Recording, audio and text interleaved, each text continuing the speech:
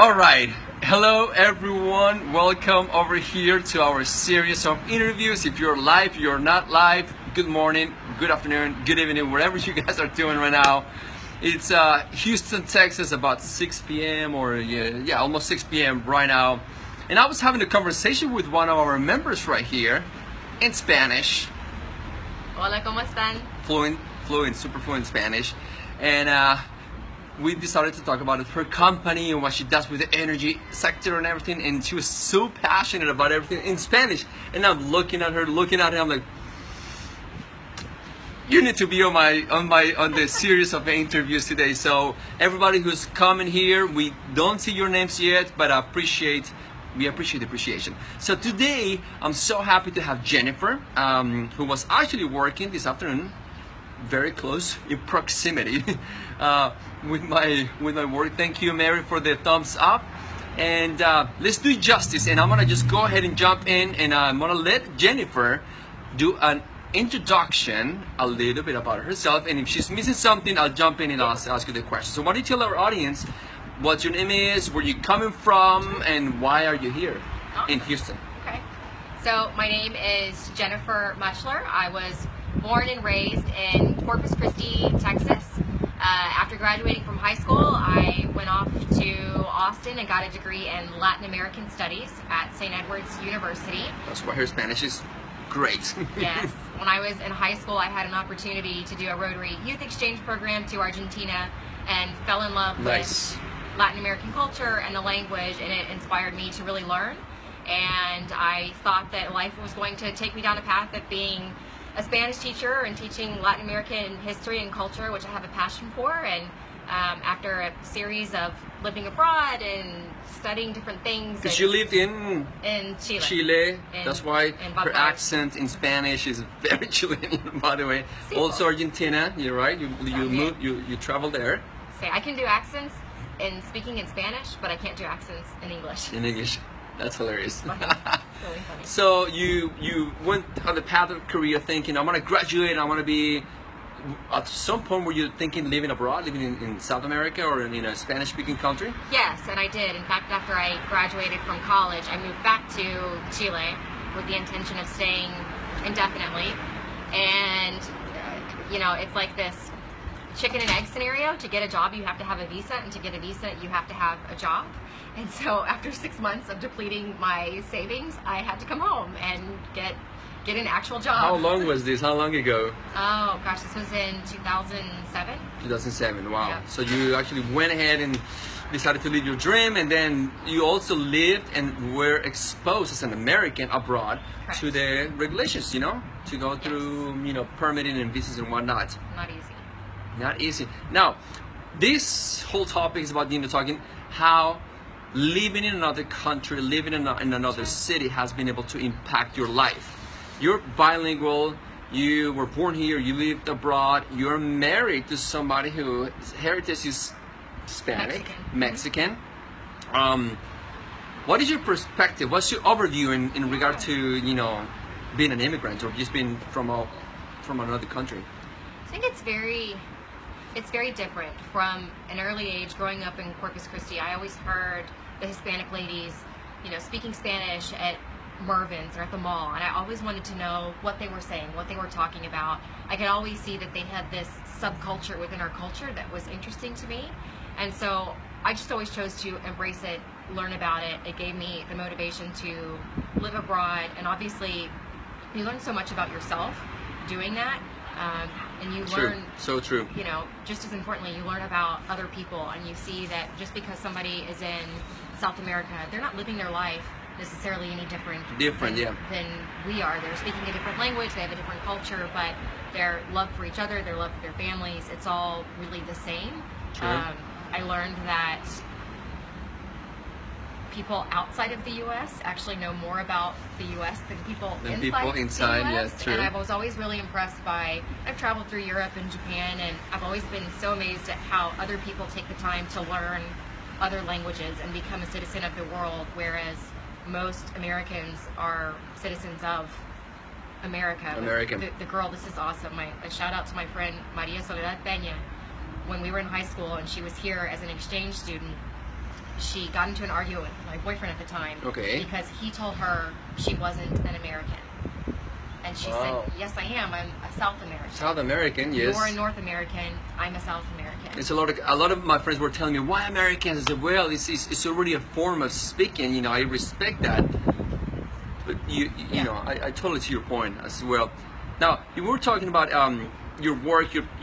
How you went to school here, right, Yes. in the U.S. to become a professional, which you are, but in Latin American studies, and maybe working in education, maybe working in an environment that you're, useful for speaking another language. And now you're working here you're back to Houston, you're back to Texas. Now you're married and you work in a totally different industry, which is, why don't you tell the audience a little bit what you do, So after getting my degree and studying abroad, I was in a little bit of a transition period and had an opportunity to work in different businesses, different companies. And I really learned that I had a passion and a flair for just working with people, right? So, not just teaching, but working in businesses and understanding strategy. And if I'm being honest, the income opportunity for me long-term in the private sector versus as an educator was just a lot more lucrative for somebody trying to start a family. Correct. So my husband, we were dating at the time, he wanted me to get into sales. And I thought, that's crazy, I'm never gonna do that. And once I really understood that selling is really about identifying problems and pain points that people have and fitting your solution to that pain point and really helping them take their own business to the next level, then it became interesting and intriguing because now it's a strategy and me as an individual and my company is providing value. So I've worked with several different big corporations doing sales and I stumbled across 5 a little over a year ago, and we are a group of energy advisors that helps industrial and commercial clients buy electricity and natural gas. We've got a super unique, fun culture. I'm a center of gravity at 5. So, I was gonna ask you.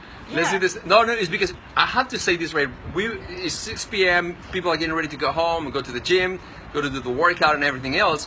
And I said, hey, I just want to pick your brain about your company. And then you became so passionate about telling you even brought the booklet and explained to me in detail how the company has grown in 5 years and how the team has grown from 1 employee to 40 in less than 5 years, and the beautiful thing that how you're actually helping companies and entities and cities make better decisions in regard to energy. So in Spanish, she was doing the entire explanation to me in Spanish. Don't forget, we're gonna switch to Spanish. So mom, it's okay, it's coming in. Mamá, ya viene la entrevista en español. Well, one thing that I'll say that's cool is the people that I work with, we say this all the time. We don't care if we were digging ditches or filling potholes. It's about helping people and providing a good service and doing it in a way that we believe in doing together. And that makes all the difference in the world. And this tie this back, the Spanish piece of it, I've ended up working in something totally different. But every single day, my ability to communicate with other people in a different language or in Spanish helps our business. I'm going to Talent tomorrow. Most of our clients down there prefer to do business in Spanish. We're on the forefront of being an energy broker in Mexico as Mexico deregulates. So I'm able to sub in and have conversations and interview potential Mexican energy advisors. So it's a daily thing. So this is so exciting. Look, we're looking for right now we have an adventurous person who's traveled the world, lived by herself in another country, speaking their native language, Spanish, in Chile, in Argentina, then moving back, changing careers, getting a family, and now leading a company to success based on passion, based on her skills. And why don't you tell our audience what is your thinking or your opinion on what's happening with immigration? So it's tough. As I've gotten older, I see all sides of the story. On one hand, there has to be laws and regulations and certain controls in place, because no one country can accept every single other immigrant from everywhere else in the world. That's so true. I mean, it has to be implemented for sure. Yeah. So I think implementing policy and rules that are fair for both immigrants and for for the United States is what makes sense to me. How you do that, I have no idea. I have no idea. I know personally, I have friends and people that help take care of my family that that fight that issue every day. And they're True. people that I love and adore, and I just see them as humans, right? Like my fellow neighbor. It's cool because I can communicate with them, so I get to have a special relationship. And True. it's hard. It's hard to see the struggle of them, and you get to know one person on a really intimate level, and you know that they're one of millions that all have that. So that true. Have the So same true. Story. So it's hard. It's true. It's a hard. Now, it's a hard time. we promise to keep this as short as possible, and so we're keeping the promise. We're gonna switch to Spanish because she speaks fully in Spanish, by the way. Maria Jose, Heriberto, in Bogota, Heriberto, Bogota, Houston. If you want to stay a little bit longer, Sí, por favor. sí, por favor. What message can you tell the audience who's watching this video, especially if you're a girl, if you're younger, and you always wanted to go live abroad because of the dream, but then you have those fears and... In English or in no, Spanish? we're gonna switch. Okay, okay. We're gonna make a total new video for So this. you just have to do it. There's some great programs out there through Rotary Youth Exchange, the Rotary Global Grants that's eligible for available to doctorate students or people that are doing an advanced degree that are paid for opportunities to go live abroad with the support of a system, which is Correct. which is what I had. And while it's something that you do alone, it changes your life so much and opens up so many doors and relationships. Sure. You've got to do cool things and hike up volcanoes and scale glaciers and see the most beautiful places in the world. But what's really cool is the best friends that I have, people that stood up in my wedding for me as a maid of honor, Yes. and the fact that our families are still connected. So it's about the relationships, and the world is so much bigger and so much more beautiful than your own backyard. It just So is. true, so true. So, hey, Emily, Asegui, thank you so much for everybody for joining us right now. We're now going to switch to Spanish. So, thank you so much for watching our series of small micro interviews. I know it's 6 p.m. People are driving home. Some people are going to sleep. Some people are asleep right now if you're in Europe. So it's gonna be, floating around. So share it, like it, any comments we appreciate. We're continuing with 100 days of beautiful stories of people like her. So thank you so much for watching. Thank you. And now, don't go if you want to watch in Spanish. We're switching right now. So Done. ciao, ciao.